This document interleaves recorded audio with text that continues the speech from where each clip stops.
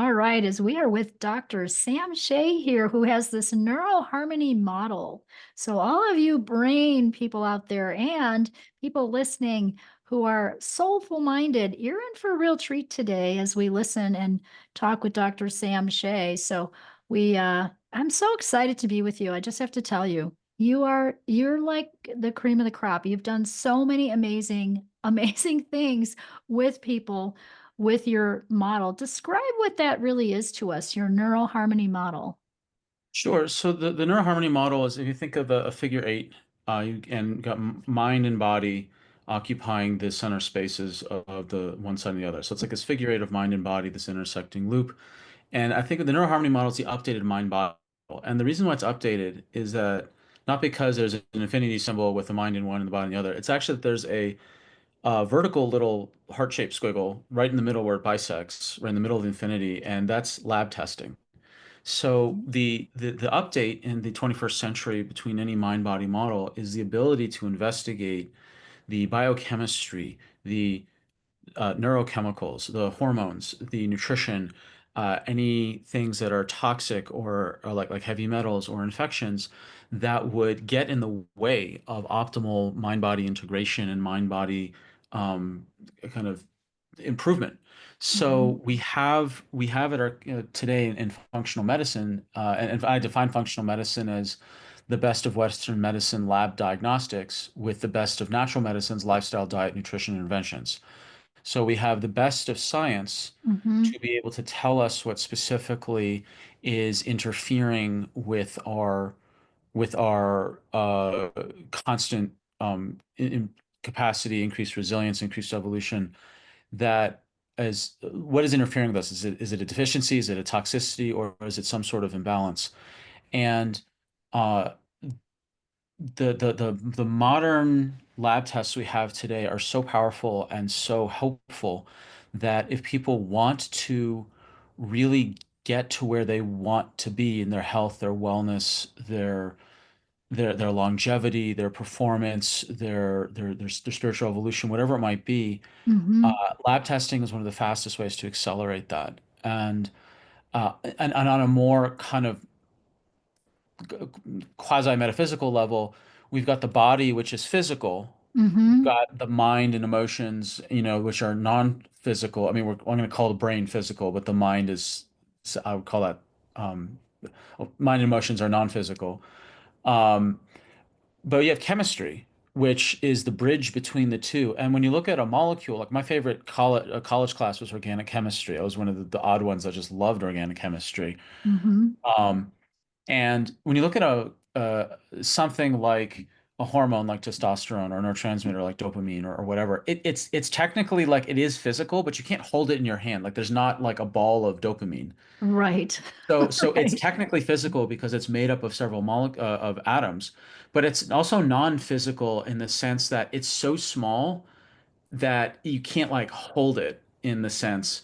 And such a small thing that does such a big impact. So it's kind of this bridge between physical and non-physical, just like it's the bridge between the body and the mind and the body and Okay. emotions. So Ah. that's why chemistry is the midpoint. It is the intermediary, it's the emissary, it's the diplomat between body and mind. And now we have the capacity with lab testing to Mhm. actually investigate.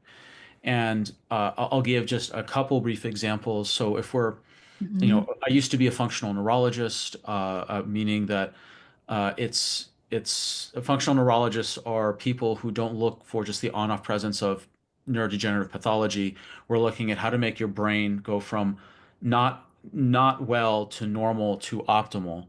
Mhm. And I gave up functional neurology when my mentor, who was the head of the functional neurology board, he died, and I lost my heart for it, and I wanted to switch to 100% virtual, and you can't really do neurology over Zoom, so I switched to full-time functional medicine.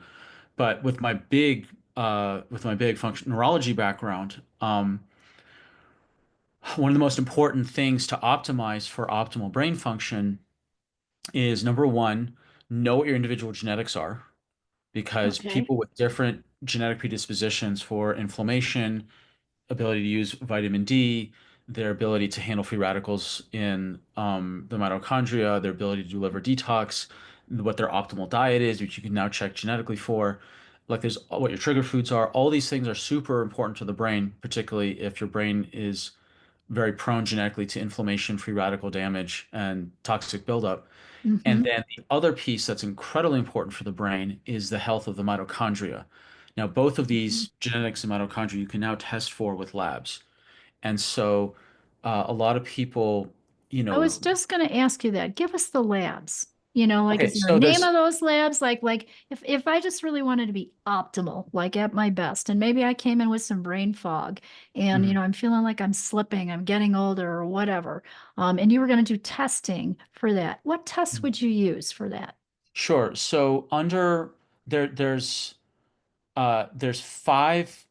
five categories of labs, and then there's three subtypes of labs under each category, and then there's multiple companies under each category under Okay. each of those subtypes. So what I'll do is I'll give you the category, Mm-hmm. the types of labs, and then the names of the companies. So Okay. for for genetics, what you Mm-hmm. want to look for, there's multiple genetics companies out there, and what you want to look for in a genetics company are ones that focus on the inflammatory genes, particularly interleukin 1s, interleukin 10s, TNF alpha, interleukin 6. And I know I'm just rattling off some stuff, but people want to re-listen and Mm-hmm. or there's a transcript or whatever, they can know what to look for. It's because there's lots of genetics tests out there. Okay. You want to look for VDR, the interleukin 1s, interleukin 10s, in TNF alpha, uh, interleukin 6, VDR genes that stands for vitamin D receptors. Um, for free radical damage would be MN-SOD, GPX1, catalase, and there's like 60 others I can mention. But the basics that you're going Mm-hmm. to look for is do they look at inflammation, free radical damage in the mitochondria, liver detox, methylation, vitamin D utilization, and do they look at reactivity to certain trigger foods? Do they check for your ability to metabolize caffeine, or do you get caffeine-induced anxiety and depression like I do? Genetically, I get anxiety and depression from caffeine. Mm-hmm. So, do you have vulnerabilities to drinking alcohol like I do? I've never Mm-hmm. wanted to touch this stuff. My body's been so averse to it for so long. Mm-hmm. And and genetically, it's like alcohol would be a disaster for me. Am I genetically vulnerable to histamines? Mm-hmm. That's a whole thing, like the HMNT genes, the DAO genes, because histamine is the body's emergency flood switch. It's related to inflammation. So if you're stung by a bee, the bee didn't inject a half quart of water. Your body flooded the area with water with histamine, so it would dilute the venom, so the venom wouldn't corrode or erode tissues or nerves or whatever. So there's multiple genetics companies out there. So now that you know major classes of genes to look for, the Yes. primary company that I use is called Fit Genes. It's out of Australia. It's now available in the US. That's if people are interested in that, they can go to my website and learn more about Mm-hmm. it. I chose Fit Genes because they're the first company I've ever seen to actually prioritize genetics. Because most other companies just here's your 100 or 300 genes. They're all apparently of equal value and weight. Here's the 100 to 300 health tips with no organization, no prioritization, and people get overwhelmed, frustrated, and ultimately paralyzed because they careen into nihilistic fatalism. Like, oh my God, I've got all these variations. I'm going to die on Tuesday. Right. It's so overwhelming, it backfires. And Yes, I could and see that. more data is not better data. Better organized and prioritized data is better because now you can actually use it. And that's what this company did. I see. So Okay. that's why I prefer them because it's usable in order of Right. priority. And if there's one test to ever do, it's genetics because the value of the test doesn't end over time. You do a mitochondria test, you do a stool test, a hormone test. The value of the test, the data decays rapidly after the 6 month mark because it's old data. The genetics I data doesn't see. rot. Got So it. Got it. Very now point. there's That's a other, really important point. Thank you for that. Yeah, that's a really important point because I know yeah, a lot of people who get all those testing done and they're still sick. yeah. You know? Functional testing is there's functional testing is it's kind of like it's like classical music. You got under classical music, you've got Beethoven, Tchaikovsky, Dvorak, Bach. Uh, people can rattle off 40 other people, Tchaikovsky, whatever. They're they're all classical music composers, but they're very different styles. Like you've got one that's got lots of horns, no horns. You got some with no horns. Some has like one violinist, some has 30. And so with functional medicine, you've got people Hmm. who are like, we emphasize gut, well, we emphasize hormones, no, we emphasize mitochondria, no, we only emphasize, of the Hmm. hormones, it's only the adrenals, or if we do gut testing, it's only this specific narrow thing, or it's like this big wide thing, or if we do and there's different stylistic expressions, and Hmm. sometimes practitioners get way too narrow in one particular field, and there's not an appreciation for everything else that may be contributing. Like, what would help an optimal brain is obviously more than genetics and mitochondria, obviously. Sure. But just like if you were to really twist my arm and talk about like what are the two tests I would really want to check. I mean, you could throw gut in there simply because your brain health is only as good as your gut health. But because you can't absorb, because a lot of neurotransmitter for the brain are made in the gut, and you can't absorb the nutrients to get to the brain unless it goes through the gut. But then what is the actual thing that is working in the brain to give you the energy to make your brain work is the mitochondria. So it's like the whole Mm. point of the gut is to get stuff to the mitochondria. So what's more important? Right. The the thing that gets the nutrients to make the engine run, or the engine?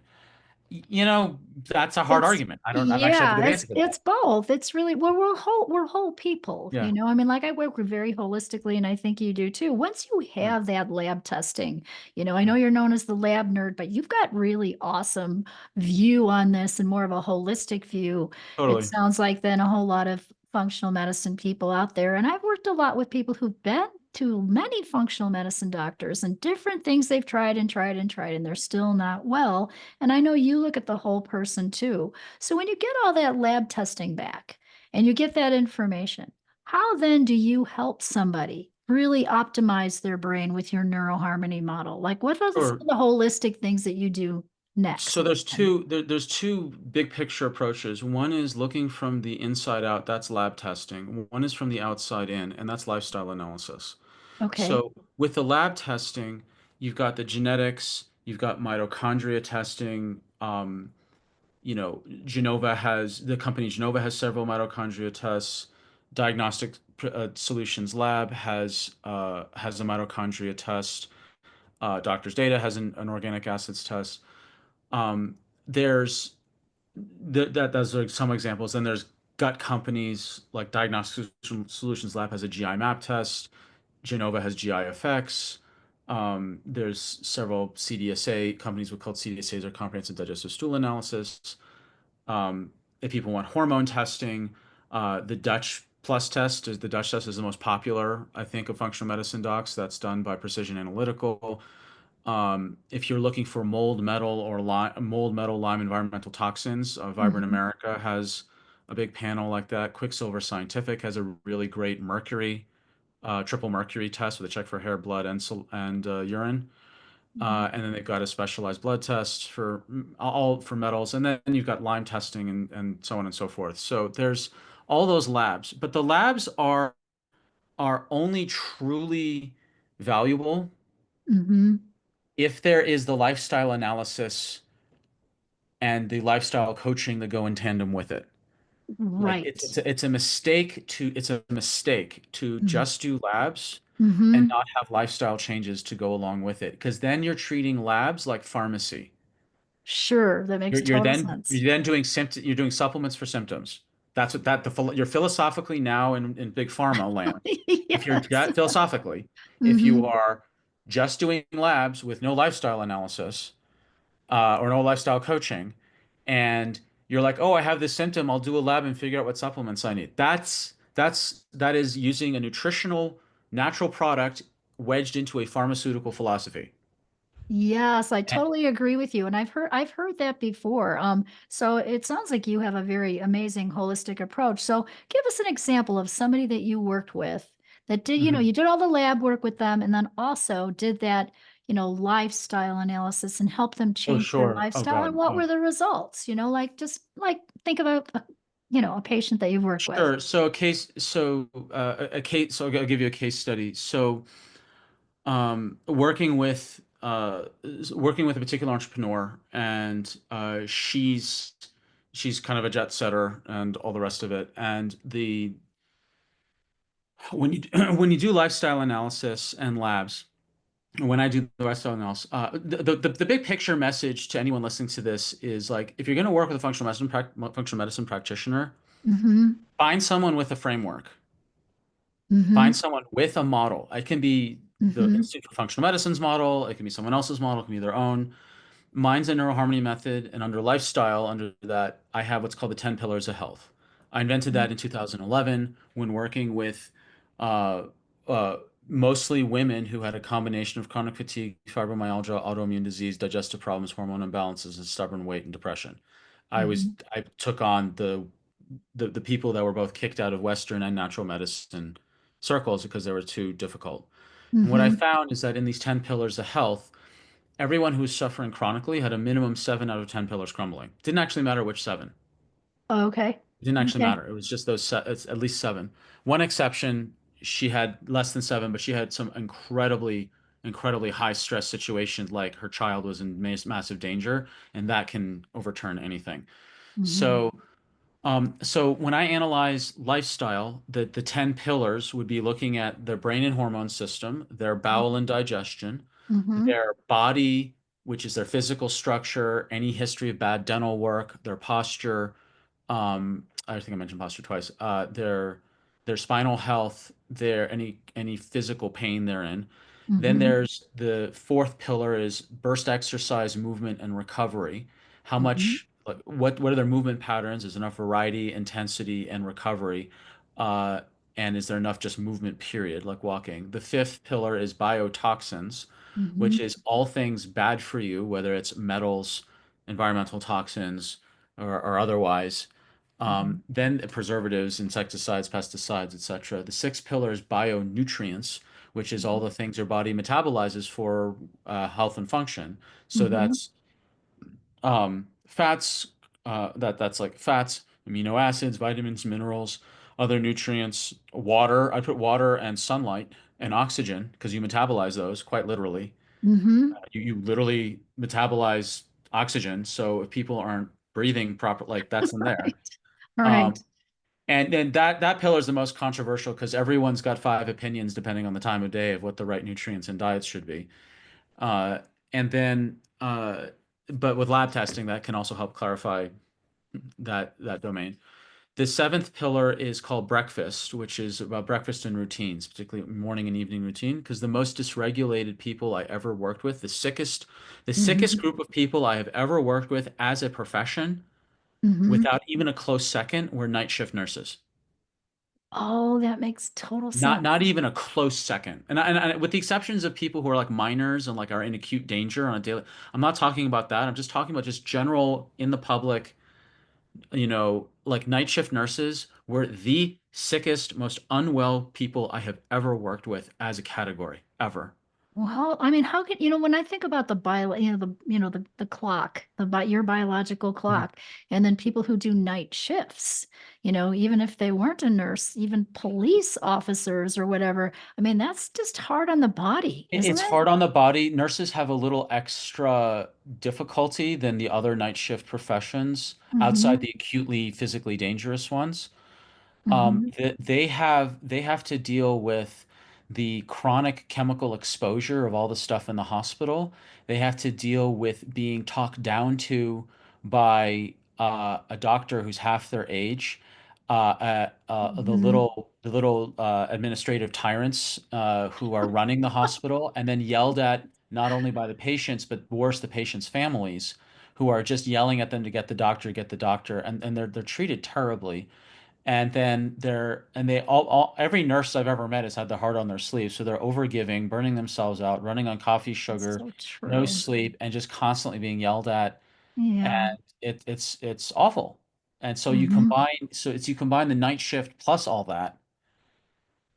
that's why the most unhealthy people I've seen, and Yes. they should all get medals in my opinion for what they have to put up with. I agree. They do need medals. So then how do you help them? So what we do is we go through all the pillars, Mm-hmm. and the eighth pillar would be trauma and stressors or bothers, traumas and stressors. The ninth pillar is bugs, hidden infections, and mold exposure, and then the 10th pillar is bedtime and sleep. So looking at their sleep hygiene, and mold is a special conundrum that, and hidden infections gets its own category. So when I analyze, there's about 20, 30 questions per pillar to identify which pillars are crumbling the worst, the longest, or the most teetering on the brink at the moment. Mm-hmm. Then I prioritize which pillar is the most important. So, for example, sleep is for teaching purposes pillar 10, but priority clinically, it's usually priority 1, 2, or 3. So the Mm-hmm. thing about lifestyle, you ask, what do I do? The first question to ask is not what do I do, it's what is the priority of the 10 pillars, Question. which is the most important. For a lot of people, it's getting their sleep. For a lot of people, it's dealing with some very obvious acute stressor that they have not had an outside professional just say, "Hi, you can't ignore this, deal with this, because this is just pulling you down, tearing you down, wearing you out." And they Mm-hmm. need that final push to finally resolve whatever that is. Mm-hmm. For a lot of people, it's skipping breakfast. Like I am Mm-hmm. not a fan of people doing this intermittent fasting thing where they skip breakfast, especially for women. I don't I If people want to do intermittent fasting, skip dinner, not breakfast. Because if you skip breakfast, your cortisol levels keep going up from the night.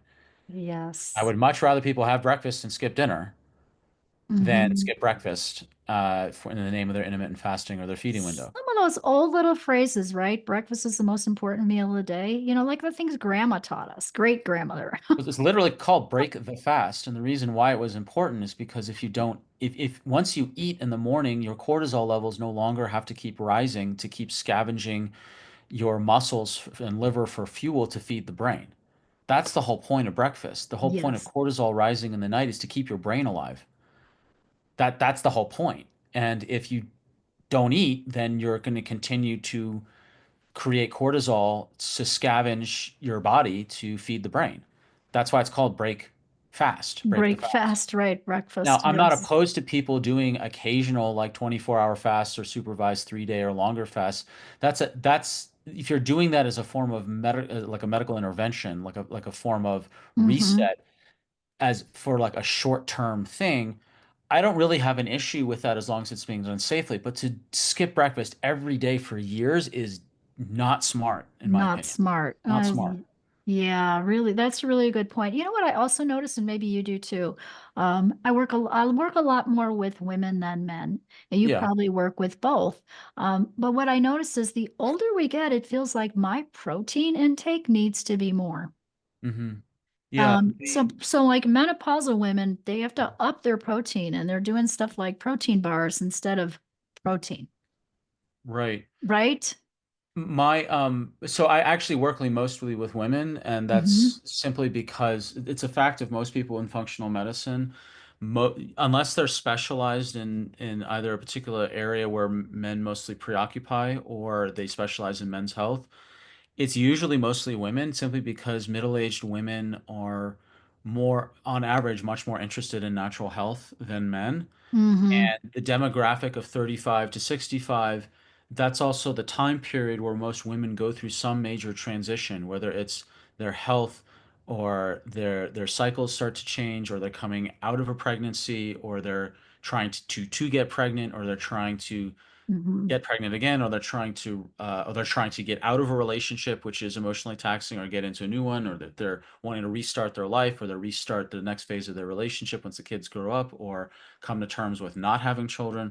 It's a major, like that range is very transitory for Yes. females, and Yes.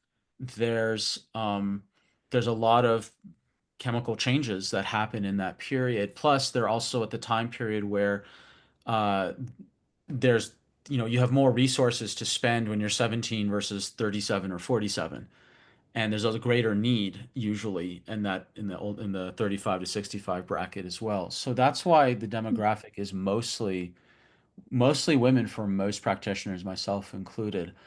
And Mhm. and in regards to the protein side of it, you know, what I've seen in lab testing, particularly in the mitochondria panels, one of the main mitochondria panel that I use out of Genova is called the ion panel.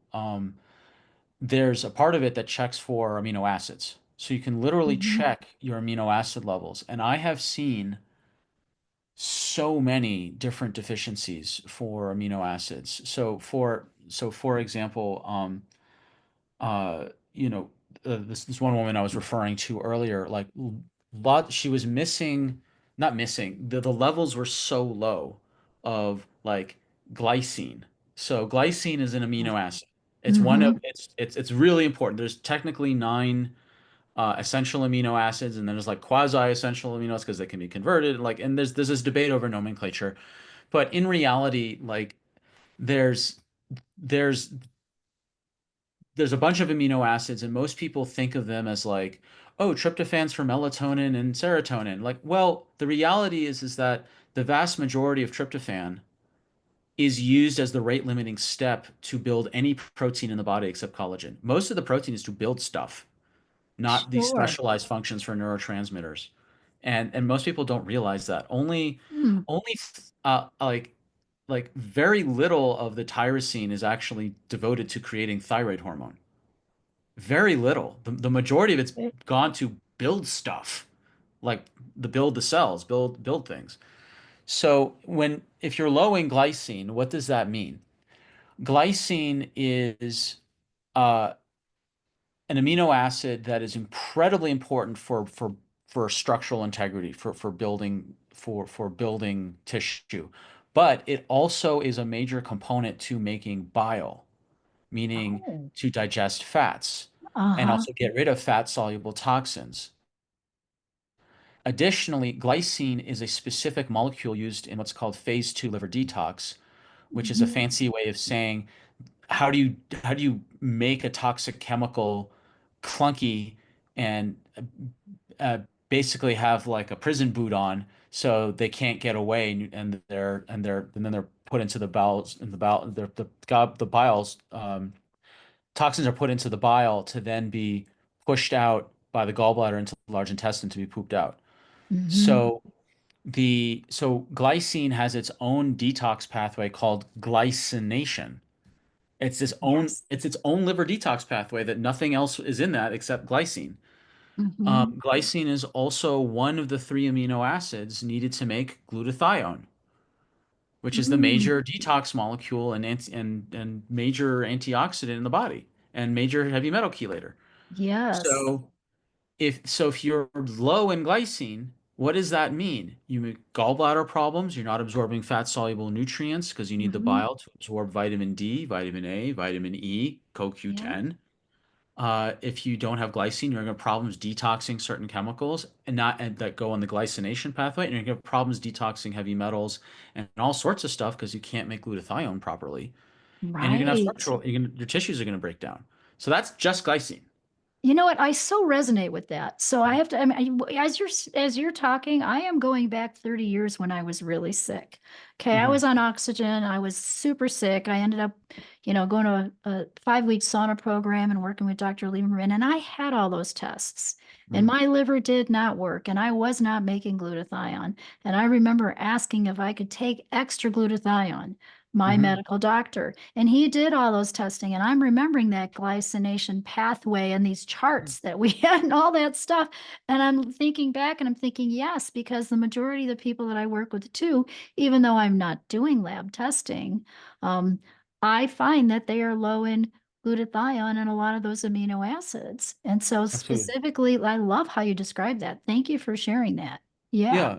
And I Yeah. think to me amino acid testing is if I were limited to like five tests, Mm-hmm. just limited, it would be genetics, number one, for sure, without any hesitation or doubt. That is the biggest value test over someone's lifetime without even a close second.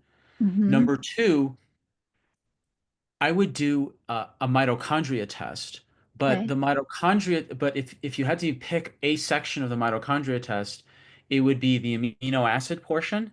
And Mm-hmm. then it would be the urinary organic acid portion to see the health of the mitochondria itself. Like how well Okay. is the engine running? But the amino acids are so you can't make the mitochondria work without the amino acids anyway. So to me, Uh-huh. it's like genetics, amino acids, the urinary organic acid test.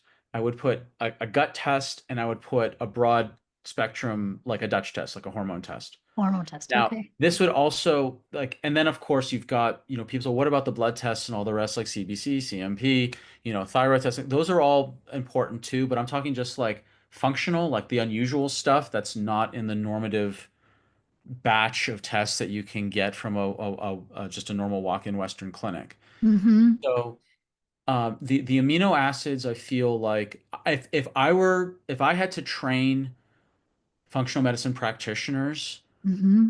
outside genetics, I would first have them all do amino acid testing. Just start there, Just start because there. that Okay.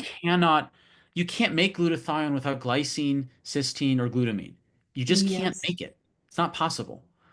And how are you going to help rebuild someone's damaged tissue if they're low in tryptophan? You can't build stuff without it, Right. like except Right. collagen. That's it. Like so, and there's someone's got thyroid. Oh, I've got my thyroid this, my thyroid that. Cool. Have you checked your tyrosine levels? Mm-hmm. If you're low in tyrosine, you can't even make thyroid molecule. That's what like the T, it's easy to remember. The T in thyroid is and thyroxine is the T in tyrosine. Yes. You know what? I take those supplements. So I take tyrosine and all that. But, you're reminding me about tryptophan too. Mhm. There were no functional medicine doctors when I was sick in the 1990s. Okay. That wasn't a thing. I found it. So not I would just push back slightly. They weren't Okay. called functional medicine doctors. They were called chiropractors who studied labs with the nutrition companies. That would have been really cool. Anyway, I Yeah, was looking for somebody and I yeah, actually found someone in a phone book. Okay. There was no like really. computers then. Yeah, a phone book. Mhm. And I ended up at an osteopathic. So he was an osteopathic Mhm. Yep. and he tested me and found out I was very low in tryptophan. He did all kinds of testing and found out all kinds of things. But I Mhm. remembered they couldn't get tryptophan in this country. And so he ordered this white powder from Germany that was tryptophan. And I had to put it in capsules myself. Yeah, I can tell And you why. So what happened? yes. So what happened with tryptophan? It's a very tragic story. Is that tryptophan was used as the nation's antidepressant in before the 80s for a very long time.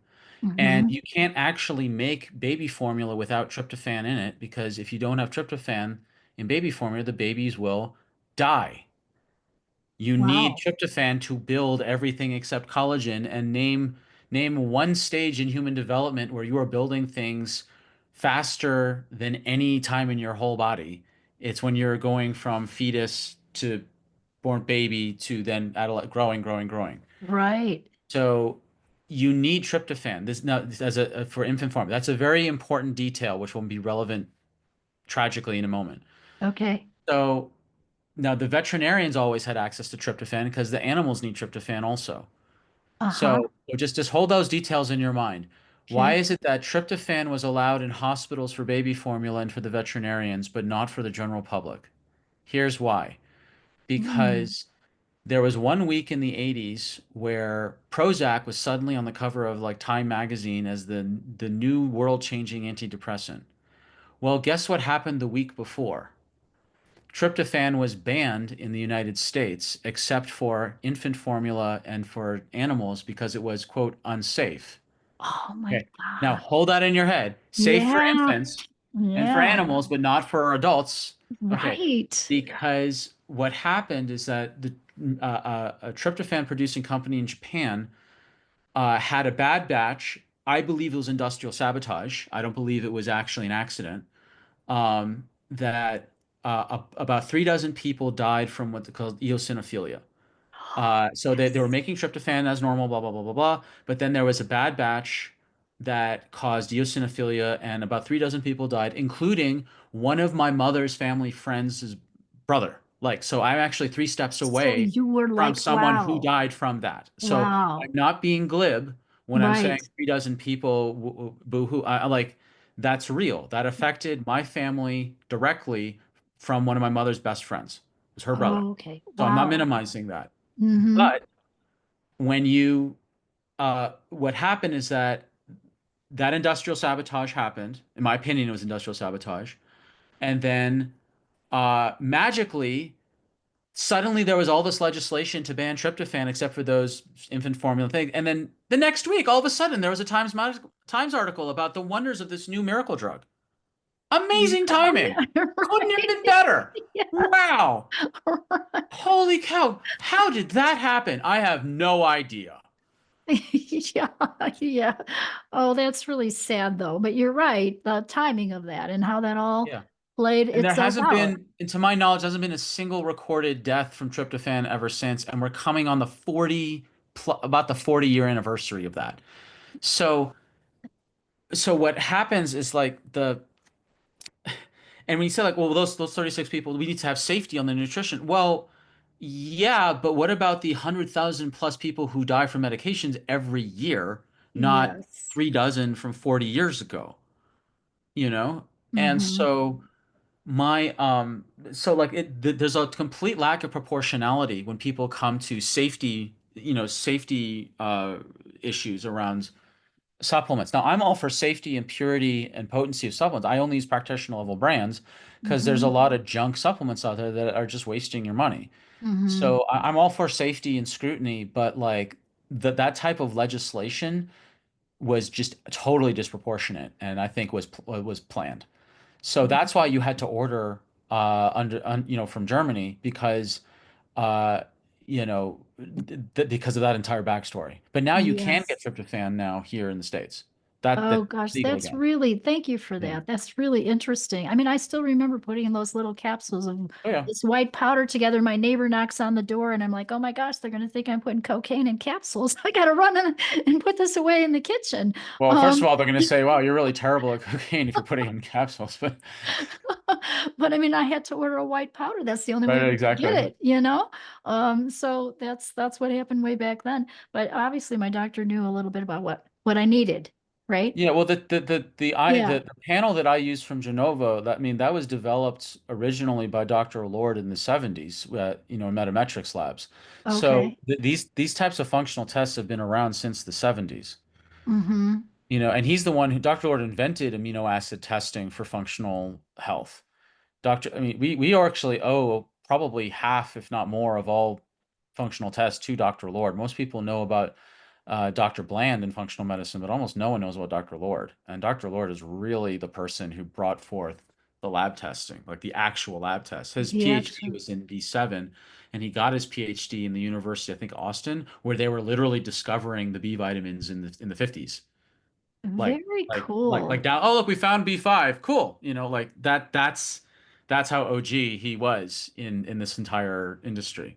Oh, that's really cool. Thanks for sharing that too. I love the history and the background of how we got where we are today and the importance and how you described the importance of this, all those different testings, so that people are aware because people don't know, right? Unless Yeah. they listen to you or listen to somebody talk about this, they don't know what lab tests they need or what's going to benefit them the most.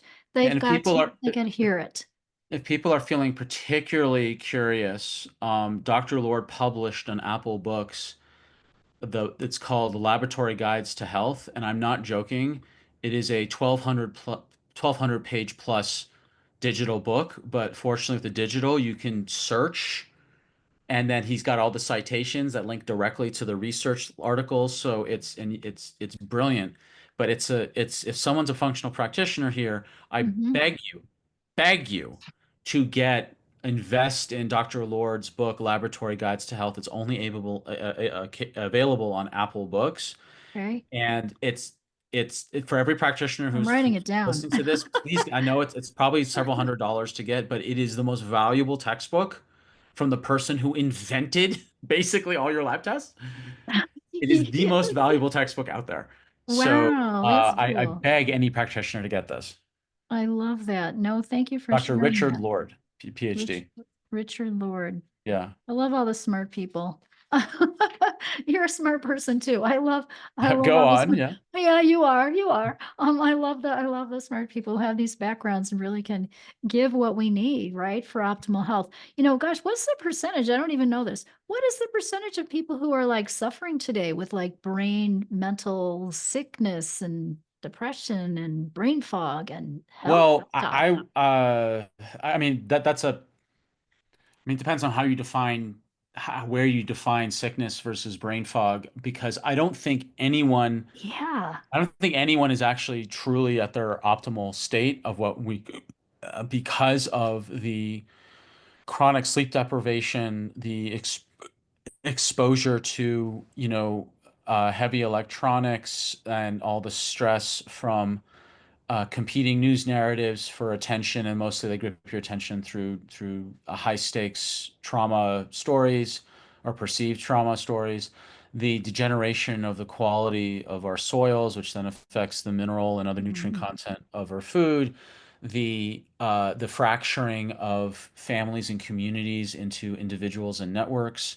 Mhm. uh, the there's a term called hypernovelty, which is in Mhm. the evolutionary biology circles. The term hypernovelty is, like, we are, if one looks at evolutionary biology, humans are equipped for change, but not this fast.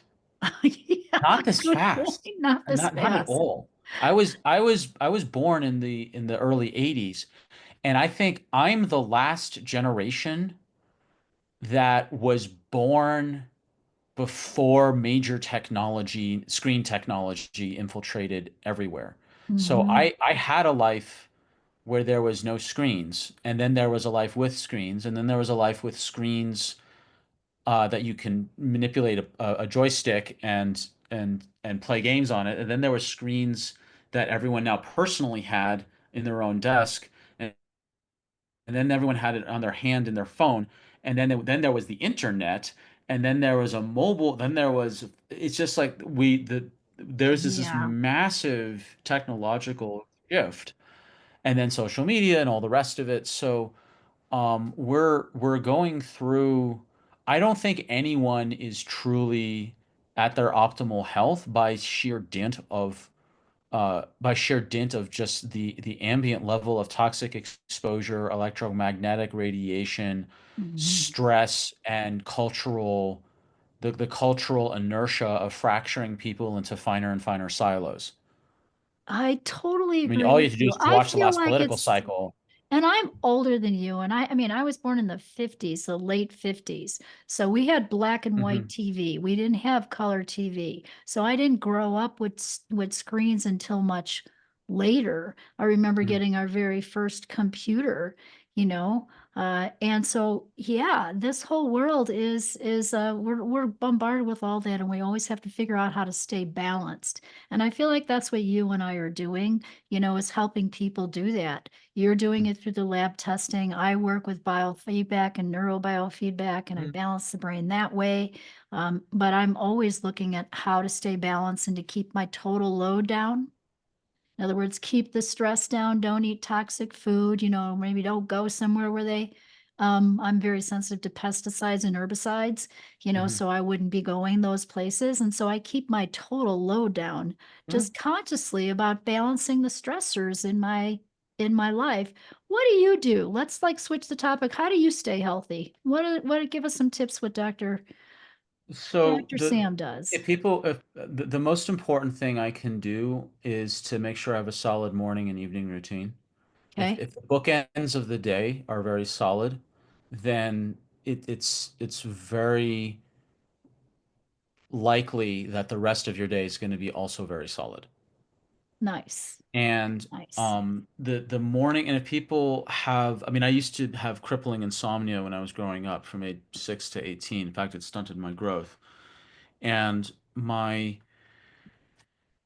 I'd say that the thing that people are at the most risk of losing is an hour of sleep will slip away by just casually checking the phone or the internet for something. And Mm-hmm. then also the morning is lost by casually waking up and checking something on social media, email, or whatever. And that's and like the first hour and the last hour of the day are the most important hours of the day. And if even losing 15 minutes of that is disproportionately damaging to the whole rest of the day or your ability to recover from the day and prep for the next day if it's in the evening.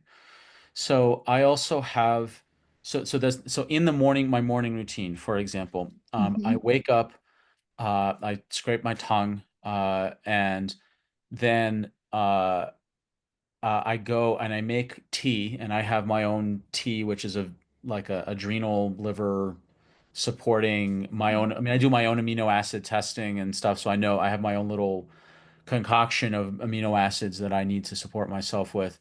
Mm-hmm. And I have my tea, non-caffeinated, and my amino acids, and some other nutrients. And then I walk my dog for 30 minutes outside. Now, Okay. one of the healthiest things people can do is to get a dog. Um, I don't want to offend all the cat ladies out there, but getting a dog is much healthier than getting a cat when it comes to physical movement and getting outside. Mm-hmm. Unless you're one of those people that walk your cats. Um, but getting a dog and walking it for a half hour in the morning, you're getting outside, you're getting sun, your Yes. movement, you're bonding with your dog, that's one of the healthiest things you could possibly do. If you want to get a small rucksack and carry 10% of your body weight while you're doing that as a form to kind of Mm. increase your Mm-hmm. your strength while you're walking, just walking, you're going to get stronger with that rucksack on. And then I listen while I'm there, I listen to something that's relevant to something I'm wanting to learn or contemplate, or if Okay. I'm also a stand-up comic, despite the academic veneer. I do stand-up comedy. I want to hear about that. I Yes. review and think about, material. If I'm going to be performing, I mostly review. And then I come back after the walk, and now after the walk, I'm warmed up. Then I will alternate days. I will do on like even days. It will be safe high intensity interval training, and I use resistant band training for that Mm-hmm. because I don't. There's a I think lifting weights and going to the gym is not actually something I fully endorse because people can get injured that way. There's a great book called Weightlifting is a Waste of Time by Dr. Jockweish, and he's jacked. I mean, you look at him, but you Mm-hmm. lose resistant bands so that you don't injure yourself flinging a heavy weight up. Ah. But but Mm-hmm. if it's the weight that's so light, you're not going to injure yourself when the weight isn't lifted. You're not going to get any gains when your arms are extended. So, like if I'm doing like a bench press or whatever. But if you Mm-hmm. use a resistant band, the resistance is the lightest when the bar is near my chest. So it's safe to lift up, but the resistance goes up, up, up, up, up, up, and up as I extend my arm. So I get Ah. gains at the top. And then Uh-huh. as I come down, it relaxes, relaxes, relaxes. So it's safer and more effective to do resistant band training than any free weight stuff. And Nice. this bore out because I treated a bunch of gym rats and they looked great, but they had to get shoulder surgery, back surgery, and hip surgery because they kept shredding their joints because they weren't using resistant band training. Right. So so that's on the one days, and on the off days I do qigong. Okay. So I take a rest day in between high intensity days, Uh-huh. and my rest day is qigong. In that same block, it's important people have routines Mm-hmm. I don't recommend people do high intensity interval training every day. I do not recommend that at all. So, Mm-hmm. but on the rest day, you still use the time to move in some other way, Move a different way. move a Sure. different way, and Makes sense. that's the big picture thing. Mm-hmm. And then when that's done, if I have time, I use an infrared sauna because I'm detoxing from molds because I had a moldy apartment I just got out of. Mm-hmm. Um, or I skip the sauna and I just go to then I have breakfast. And my breakfast is because I've done my genetics, I know I'm a low carb paleo genetically. Some Mm-hmm. people are keto, some people are higher carb paleo, some people are Mediterranean, some people are high carb. And so that's when I would do breakfast is Okay. after my movement practice. I mean, and then sorry, there's a brief spot in between the end of the movement where I would do some like breath work and some mind attunement work. And which stuff I do varies on what phase of my life I'm in. Mhm. Um, and so that's the morning routine.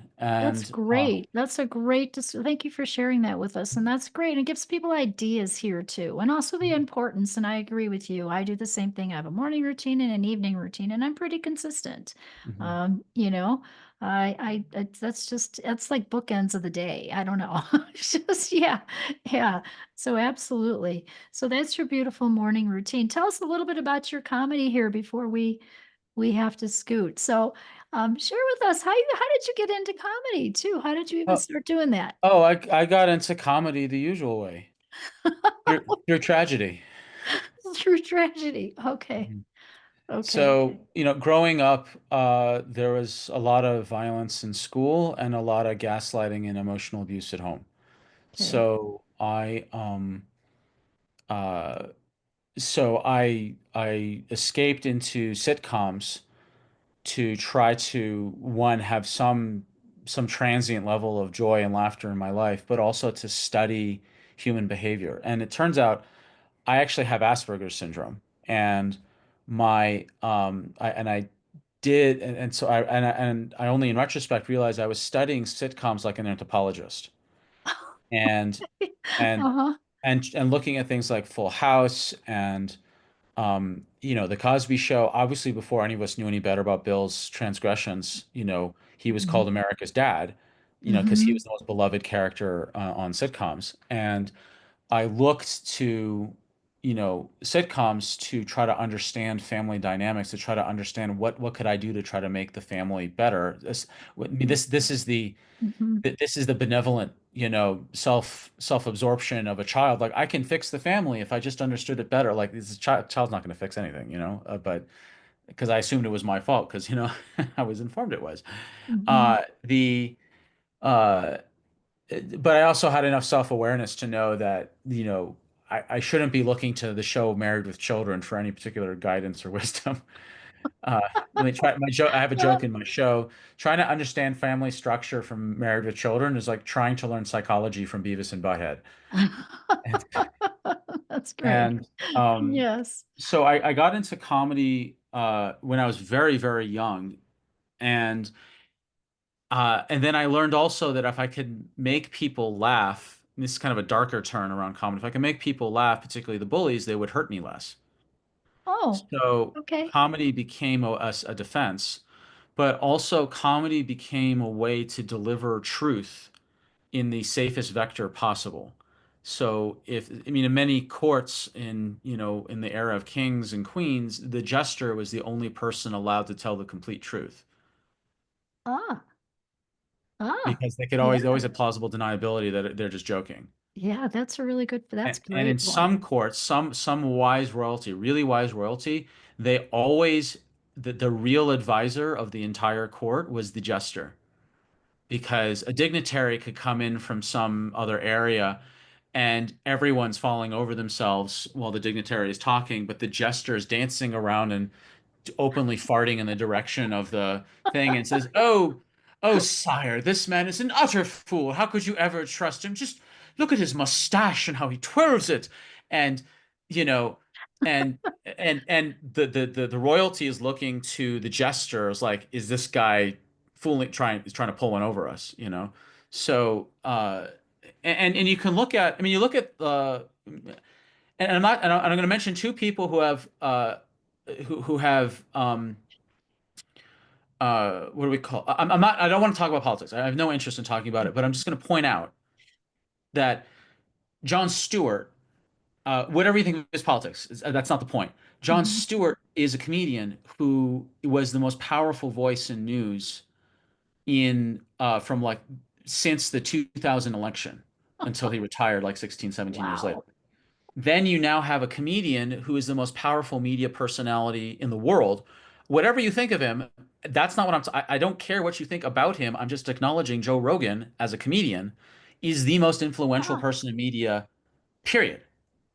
and he's a That's comedian. right. And he's a And comedian. again, nothing. Yes. I have no interest to talk about his politics. Not interested. It's Right. just the fact that you've got comedians that are the people that go to see, because they're comedians are always trying to dissect what's going on, Yes. distill it Yes. into a palatable nugget.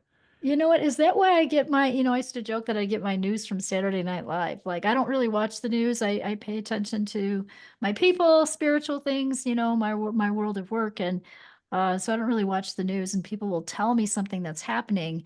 And it'll be a client who's sharing a story about what's going on in the news. And I'm like, wow, I got to check that out. I didn't even know that. Mhm. But I will sometimes watch Saturday Night Live, and it feels like I get my news from the comedy. I love that point. What a great point. Yeah, Yeah, that's and what that's beautiful. what I did with my with I did a 1 hour show called Neurospicy: Love, Life, and Comedy on the Spectrum. Uh-huh. And it's for free, fully produced on YouTube. Just put in Dr. Sam Shay, Neurospicy. It's an hour and 3 minute show. The 3 minutes is for the credits. And the intention of this show is describing what it's like to live on the spectrum. And it's the 60 minutes I wish I heard 30 years ago to Mm, explain how my brain worked and how to adapt to the normie world. And I built it to be, number one, funny, but number two, uh, informative and bringing people together. I don't dunk on normies or self-immolate as someone on the spectrum. mhm. It's it's to give it's a really hilarious hour to explain the experience of people on the spectrum, and also for normies to understand what's going on and better connect with us, and for people on Sure. the spectrum to give words to their experience. And there's a central, I mean, there's a central message at the end, around why I am on the path of caring, and that has to do with the influence of my nanny, who was the one with one glowing light of love and care in my life, and when I was young, and like her influence, and also that the very distinct message of what people can practically do to better connect with one another based on her influence, Oh, that's her spirit. great. So We've the got to the check that. We've got to check that out. Yes. yeah, And also I want to make sure that you let people know here how to get a hold of you, sure. So as they're listening, give us your website, your information. How can people get a hold of you? Sure, it's just drsamshay.com, drsamshay.com, drsamshay.com. At the time of this recording, people can book to have just a, a free discovery call with me to see if the NeuroHarmony model is a good fit for them. Hmm. And otherwise, you can put my name, Dr. Sam Shay, into any podcast player. You can put on YouTube. I've got a couple hundred videos on YouTube. Nice. I've got my comedy stuff. I've got my genetics stuff. I've got my functional medicine stuff. I've got a whole stuff on addiction. I've got a lot of material there. And yeah, that's the easiest way to connect with me is through That my is website. so, it is so great to finally meet you. I know we've been wanting to do this for a while, and I want to thank you for so much for sharing with us today. Your wisdom, Dr. Shay. Wow, you've got a wealth of wisdom. Um, and I don't know if you know this, but I worked a whole lot. I was a special ed teacher before I Oh, became a naturopath, so I'm very wow. familiar with spectrum. Yeah, and what happens is I attract those people to me for some reason. I don't know why. You It's always manifested me? happened. Is that what you're telling me? That you Yeah. manifested me. That's what you're saying. Okay, got it. Yeah, it just always happens. So I feel totally connected to you. So this has just been so great. So again, thank you so much for sharing your wisdom. We'll post in the show notes here below how you can get a hold of Dr. Shay, and also check out his comedy. Absolutely. Yeah, please Thank do. And please share it with, it was designed to bring families and communities together. And I would, if people ask me, well, what age appropriate, it's PG-13, not because there's anything unclean in it. Like I don't talk politics, I don't swear, I don't do cheap, body fluid jokes.